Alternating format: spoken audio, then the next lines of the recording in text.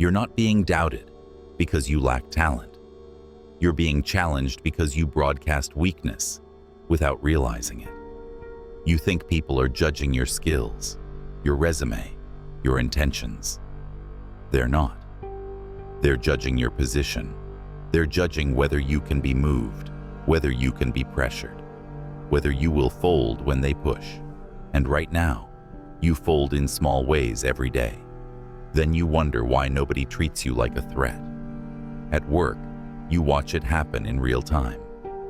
The louder guy talks over you in meetings, takes credit for a half idea you said first, and your boss smiles at him like he's leadership material. You tell yourself you'll prove it with results. You do the extra work. You stay late. You answer messages at night. And the reward is a new label. Dependable, useful, easy to assign, not feared, not respected, used. In relationships, you feel it too. You start strong, then you start explaining yourself. You start asking for reassurance. You start adjusting your boundaries to keep the peace. One small compromise becomes a pattern. Then you notice her tone change. Less softness, more tests, more subtle disrespect. You try to fix it by being nicer, more available, more understanding. That doesn't restore attraction. It confirms you can be managed. And with friends or family, it's the same dirty loop. They tease you, just joking. But it's always aimed at your status, your goals, your confidence, your masculinity. You laugh it off because you don't want to be too sensitive. Then you feel it later, in private. You replay it. You feel smaller. And the next time, you still let it slide. So the joke becomes permission. This is the part nobody tells you. People don't submit to your words. They submit to your frame. They submit to your consequences. They submit to the reality that you can't be bought with approval or bullied with shame. You were trained to be helpful, obedient, and friendly, not powerful. You were taught that if you work hard, if you stay polite, if you communicate, people will meet you in the middle. That's the fantasy. In the real world, people meet you at the level of your leverage. Machiavelli understood this without sentimentality. He didn't write for moral comfort. He wrote for outcomes. He watched men rise and fall, not because they were good or bad, but because they understood power, or they didn't. He would look at your life and say, "You're being weighed." Not as a person, as an asset, as a rival, as a tool. So listen carefully. Tonight, you're going to learn the laws of the status shift. The people who doubt you now can submit later, but only if you stop begging for fairness and start building dominance that lasts. I'm going to give you 7 truths, Machiavelli style. Not motivation, not positivity. Strategy. The kind that changes how rooms respond to you over months, not minutes. But here's the filter. Many will leave. Some will call this toxic. Some will say you're overthinking. Let them go. If you need comfort, this isn't for you. If you want control over your position, stay. Put your phone face down and listen. If this hit you, write "I am the strategist" once in the comments, just to mark the day your mindset changed. Now let's talk about why doubt is not an insult. It's data. And how do you turn it into a delayed submission? You notice doubt most when you announce something early. You tell people your plan, your new business, your training routine, your career move, and they smile in that polite way that means, sure. It feels personal. You feel underestimated, and you rush to convince them. You explain, you justify, you defend, you show them screenshots, numbers, and visions for the future. You don't realize what you're doing. you're negotiating from below. In Machiavelli's world, announcing intentions without force is an invitation for rivals to interfere. In your world, announcing intentions without leverage invites commentary, sabotage, and emotional drag. Machiavelli respected decisive action because it removes the room for debate. He admired leaders who move, then let people adjust to the new reality. When you talk before you act, you give people the power to judge you before you have proof. And most people judge you in ways that protect their own status. If your rise threatens their place, their doubt becomes a shield. If your rise exposes their laziness, their doubt becomes a sedative. If your rise makes them feel smaller, their doubt becomes a smiley revenge. So the shift is simple. You stop giving free previews of your future. You stop asking for emotional permission. You let outcomes speak, not intentions. This doesn't mean you become silent and mysterious as a performance. It means you stop feeding people information that they can weaponize. Look at the workplace again. You tell your manager you want a promotion. You describe your ambition. You ask what you can do. You think you're being proactive. In reality, you're inviting them to evaluate you as someone who needs direction. Machiavelli would say, if you want a higher position, start behaving as if it is already yours, but do it through ownership, not attitude. You take responsibility for something visible. You tighten a process. You fix a problem nobody wants. You choose projects that create dependence on your competence, not dependence on your overtime. Then you package your results cleanly, not emotional, not begging. Here is what I changed. Here is what it saved. Here is what it earned. Here is what broke before, and what doesn't break now. That is powerful language. That is the language of a man who understands that outcomes are leverage. When your results begin to create consequences, doubt becomes expensive. That's the key. People doubt when it's cheap. When your success costs them nothing, they can mock it. When your success changes the room's balance, they recalibrate. Not out of kindness, out of survival. The psychology is brutal. Humans adjust to power like water adjusts to gravity. They flow toward advantage. They resist what threatens them.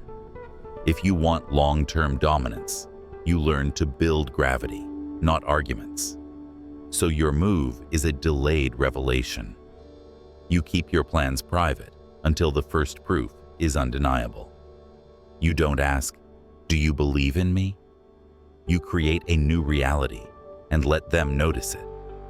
The moment they see, the status shift has started. There's another place doubt shows up, when you set boundaries. You say no. You don't respond right away. You stop over-explaining. And suddenly, people act confused. They test you. They push. They act offended. This is not because your boundary is wrong. It's because your boundary threatens the arrangement. Machiavelli wrote that men can be ungrateful, fickle, liars, and deceivers, and that they avoid danger and chase profit. It sounds harsh, but it's a clean lens. It's not saying everyone is evil. It says that many people behave predictably in pursuit of self-interest. Your boundaries create danger for them, because boundaries mean they can't extract from you without cost.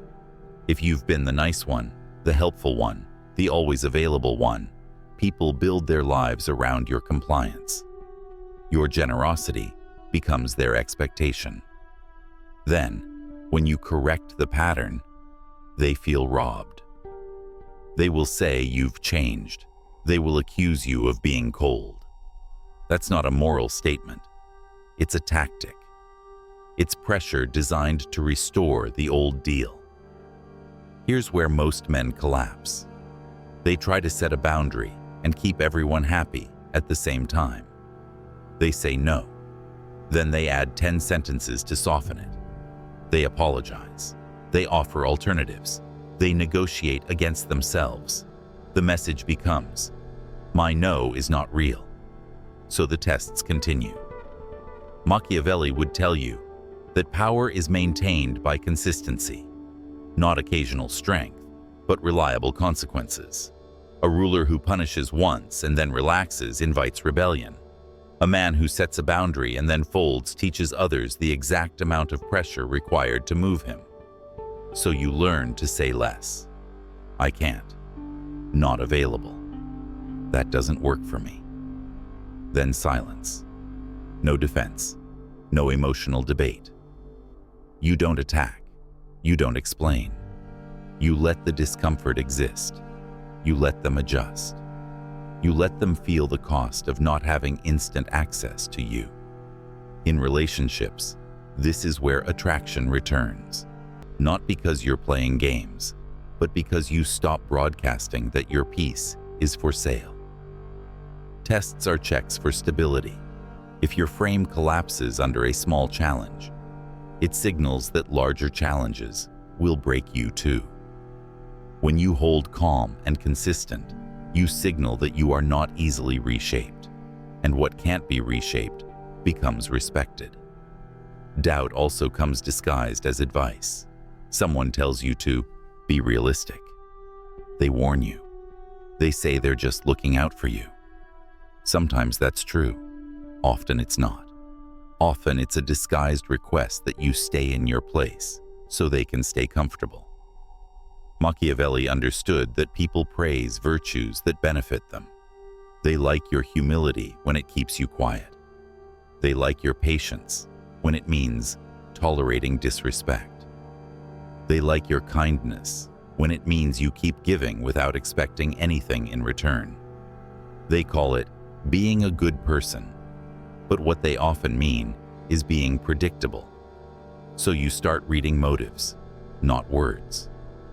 When someone gives you doubt, packaged as concern, you ask a simple question in your mind. Does this person's life improve if I stay small? If the answer is yes, their advice is contaminated. You don't need to confront them with accusations. You don't need to argue. You simply reduce their influence. You limit what they know. You stop sharing plans with people who feed on your uncertainty. You keep your circle tight. Machiavelli would call this choosing your counselors wisely. Bad advisors ruin a ruler. Bad voices ruin a man. This is where your attention economy becomes your kingdom. Your focus is your treasury. Most men let anyone walk in, grab coins, and leave. Every pointless conversation, every draining relationship, every argument you didn't need is a tax on your future dominance. If you want a status shift, you guard your attention like a prince guards his gold. Now, let's talk about the part nobody wants to hear. Sometimes people doubt you because they have already sensed something true. You have no credible threat. You are safe. You are agreeable. You are talented, but you are not dangerous. Machiavelli's most famous idea gets turned into memes, but the core is simple. It's safer to be feared than loved if you cannot be both. Most people panic when they hear that. They imagine cruelty. They imagine violence. That's not what it means in a modern man's life. Fear is simply the expectation of consequences. It's the belief that you will not tolerate disrespect and that crossing you has a cost. If you rely on being liked, you become dependent, and dependency makes you negotiable. People can withdraw approval and watch you chase it. They can call you selfish and watch you fold. They can imply you're the problem and watch you apologize for standards you should have had all along. So you build a reputation for controlled enforcement. You don't explode. You don't threaten. You simply follow through. If a colleague undermines you, You stop covering for them. You document. You correct privately once. If it repeats, you escalate through the proper channel, not with drama, but with facts. If a friend disrespects you, you reduce access to them. If a woman crosses a line, you remove attention and presence without a scene. You don't punish emotionally. You withdraw benefits. The psychology is simple. Humans learn through reinforcement. When disrespect is rewarded with more access to you, it increases. When disrespect causes loss, it decreases. Over time, your environment becomes trained. This is dominance without chaos. This is Machiavelli in everyday life. You are not trying to win every moment. You are building a system in which people understand the rules around you and behave accordingly. Then there's the law of timing. You can be right and still lose. You can have the best argument and still get dismissed. Why? Because status decides what is believed. Machiavelli watched leaders lose not because their ideas were wrong, but because they moved at the wrong moment. He praised those who understood fortune, the chaos of circumstance, and virtù, the ability to shape events through action. In simple terms, you don't fight the river head-on. You step into it at the point where the current helps you. In your life, timing is the difference between being seen as bold and being seen as desperate. If you ask for respect while you have no leverage, it sounds like a complaint. If you demand standards after you've tolerated nonsense for years, people act shocked. If you announce a change loudly, you trigger resistance before you have momentum. So you learn to prepare quietly. You build leverage first. You secure options. You strengthen your finances. You improve your body. You sharpen your skills. You create social proof. Then you move. The move looks sudden to them, but it wasn't sudden. It was prepared. This is why the people who doubt you now will submit later. They see only your starting point. They don't see your accumulation. Submission happens when your momentum becomes obvious and their old model of you collapses. But there's a catch. If you want an early submission, you must be willing to be misunderstood during the build. You must tolerate the phase where you look small to people who only respect loudness. This is where weak men quit. They need immediate validation. They need applause. They want their sacrifices to be seen. Machiavelli would call that vanity, and vanity is exploitable. Now, understand another law. Appearances matter as much as reality. People hate this truth because they want the world to be fair. Machiavelli didn't. He said that most men judge by what they see, because few can touch the truth. In other words, your internal character is invisible. Your external signals are what the world responds to. This is not a call to fake everything. It's a call to stop dressing weakness in moral language. If your posture is small, your voice is uncertain, your decisions are delayed, and your boundaries are soft, you can be the most ethical man alive and still be treated as low status. So, you manage signals. You speak more slowly. You stop filling the silence. You make decisions with fewer words. You show up consistently. You stop oversharing. You build a life that looks ordered. You dress as you respect yourself. You take care of your body because it broadcasts discipline. You show receipts through action, not explanation. At work, this means you become the man who is calm under pressure. The man who does not panic. The man who can say, "No, that timeline is unrealistic," without a tremor. You negotiate, not plead. You say, "Here's what I can deliver, and here's what it costs." You make your yes valuable and your no final. In relationships, It means you stop trying to be understood by everyone. You let some people misunderstand you. That's a power move because it refuses the role of constant self-defense. You don't need to clarify your masculinity. You embody it. Now, let's address the most dangerous trap: the revenge fantasy. When you learn power, a part of you wants to use it to punish the people who doubted you. You want them to see you win. You want them to regret. You want the apology. That desire is a leash. It keeps them in your mind. It makes your growth reactive. Machiavelli respected ambition, but he also respected cold focus. A ruler who is driven by personal grudges becomes predictable, and predictable men get controlled. Your dominance must be built for your future, not for someone else's regret. So when people doubt you, you treat it like the weather. You don't argue with the weather. You prepare. You adjust your route. You keep moving. If someone mocks your goals, you don't chase them. You let them sit in their smallness while you build. This is where one cameo philosopher fits. Just a brief reminder, nothing more. Nietzsche warned that resentment poisons the one who holds it. If your power is fueled by bitterness, it owns you. Machiavelli would agree in practice.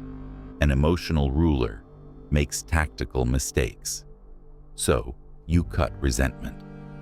You use doubt as fuel, but not as a compass. There's also the law of controlled generosity. Many men try to buy respect by giving. They help everyone. They offer favors. They share contacts. They pay. They cover. They think this creates loyalty. Often, it creates entitlement. Machiavelli noted that benefits should be given in a way that creates obligation, and harm, if it must be done, should be done decisively so the situation stabilizes. Translate that to your life. You stop giving in a way that leaves you drained and them unchanged. You give strategically. You reward alignment. You invest in those who respect you. If someone only comes to you when they need something, you stop being the solution. If someone disappears when you need support, you downgrade them. If a woman enjoys your attention but disrespects your standards, you stop feeding her ego. Your generosity becomes a tool of leadership, not a symptom of neediness. This shifts how people experience you. When your approval becomes scarce, it becomes valuable.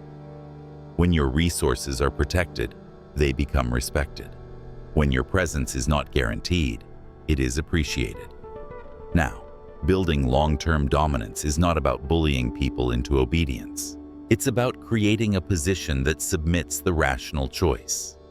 In Machiavelli's world, a prince survives by securing alliances, controlling key assets, and preventing rivals from gaining power. In your world, the equivalents are simple: rare skills, steady money, visible health, and relationships chosen, not begged for. You also build alliances carefully, not by being everyone's friend, but by being reliable to the right people and neutral to everyone else. A man with allies doesn't need to raise his voice. The room does the work for him. You don't need everyone to like you. You need a few people to respect you and a few systems to depend on you. You need your environment to understand your boundaries. You need your options to be real. Options are power. The man with options cannot be cornered. So you build. You invest in competence that cannot be ignored. You become the guy who can solve problems others can't. You become the guy who can walk away from bad deals because you have a better one. You become the guy who is not emotionally starving because you have purpose, discipline, and standards. You stop living from one craving to the next. You live from structure. Here's what happens over time. The same people who doubted you begin to watch you quietly. They start asking questions. They start seeking your opinion. They start adjusting their tone. They start inviting you in. They were last to act, but they believed in you all along. Don't get high on that. Don't become soft because you finally feel seen. Remember Machiavelli's warning about human loyalty. It often follows convenience. If they switch to respect you, it's because your position has changed. That's fine. That's reality. But you stay awake. You accept their adjustment without needing their confession. Now bring this into your three worlds again, but with strategy. At work, you stop being the man who asks for permission to lead. You become the man who leads a process others rely on. You stop doing invisible labor. You start doing high-leverage labor. You create a narrative through outcomes, revenue, efficiency, risk reduction, and clarity. You document contributions. You speak at the right moments, not constantly. When someone tries to take credit, you calmly correct with facts. To clarify, I built that model and delivered it on Tuesday. Then you move on. No anger, no explanation, just clean reality. Some doubters will call you political. Let them. Politics is just power distribution. You are not here to be pure. You are here to be effective. You can be ethical and still be strategic. You can be calm and still be firm. In relationships, you stop negotiating your self-respect. You stop using affection as currency. You become consistent, not needy. You hold your standards without emotional speeches. When she tests you with disrespect, you don't argue. You remove attention. You don't chase. You don't punish. You simply stop giving the reward she was getting. When she returns with softness, you reward it with presence. Over time, she learns your boundaries are real. Doubt turns into trust, and trust turns into submission, not slavery, alignment. She relaxes because you are stable. With friends and family, you stop performing. You stop laughing at disrespect. You correct once, calmly. Don't speak to me like that. If it continues, you leave. Not forever, necessarily, but long enough to create contrast. Your absence is a consequence. Most people only value what they can lose. And if someone is addicted to lowering you to feel taller, your calm withdrawal forces them to face themselves, even if they pretend not to. This is the status shift in its pure form.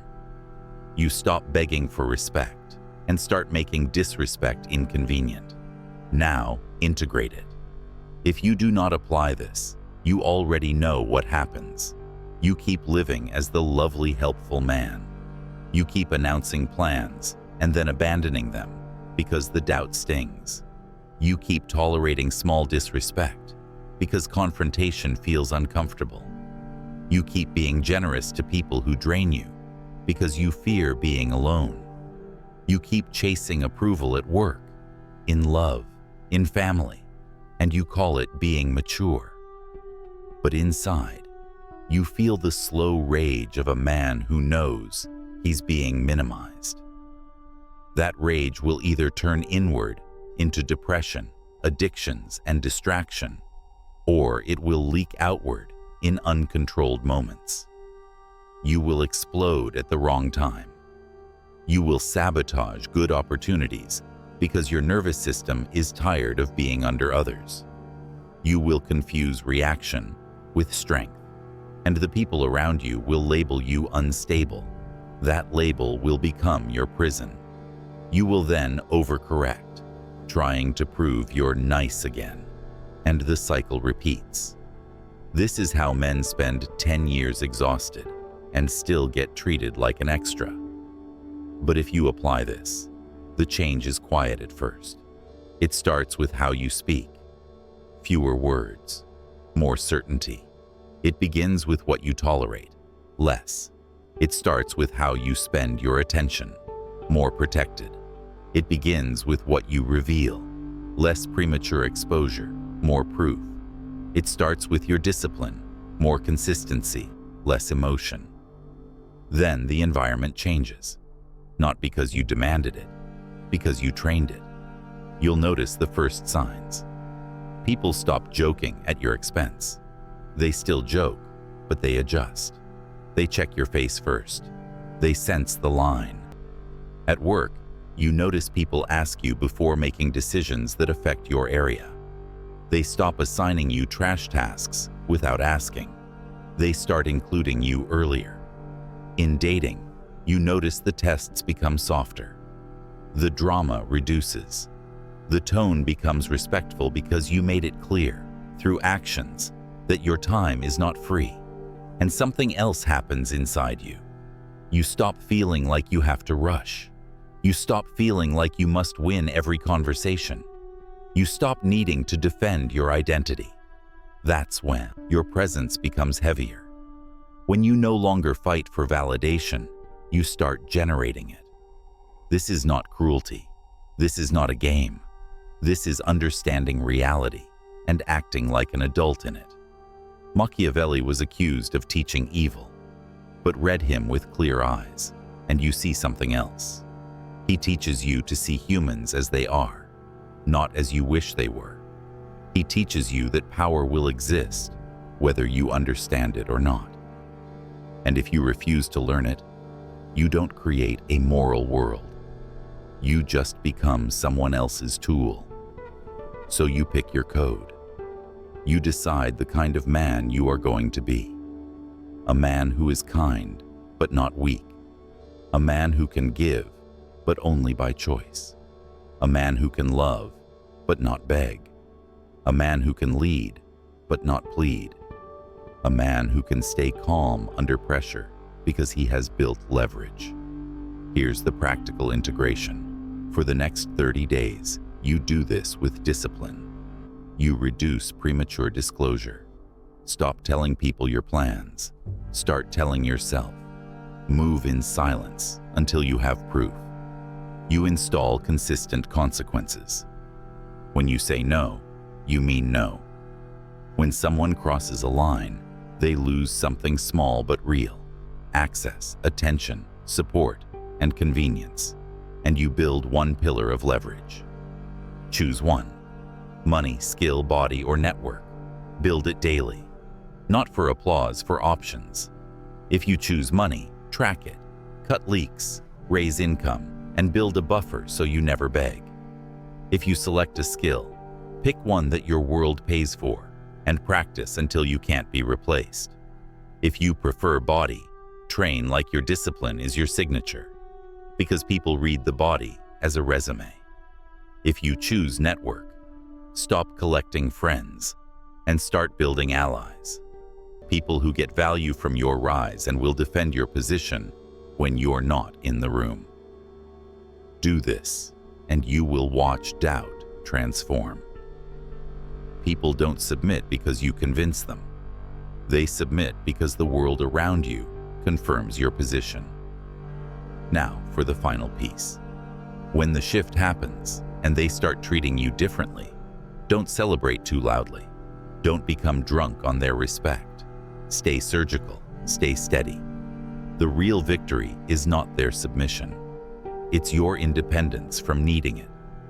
Because when you no longer need their belief, you become unmovable. And unmovable men become the reference point. They become the standard. They become the center of gravity. So take this as your challenge. Pick one person who currently tests you, one place where your boundaries are soft, one area where you keep having to explain yourself. This week, act without debate. Say less. Enforce calmly. Build leverage quietly. Let the world adjust. Then watch who respects you, who resents you, and who suddenly becomes polite. That reaction will show you exactly who was benefiting from the old version of you. If you got value from this, like the video, subscribe for more strategy, and share it with a friend who keeps getting treated like he's optional. If this hit you, write, "I am the strategist" once in the comments, just to mark the day your mindset changed. Stay calm, stay disciplined, and remember Machiavelli's rule. Power is not given to the man who asks. It settles on the man who proves.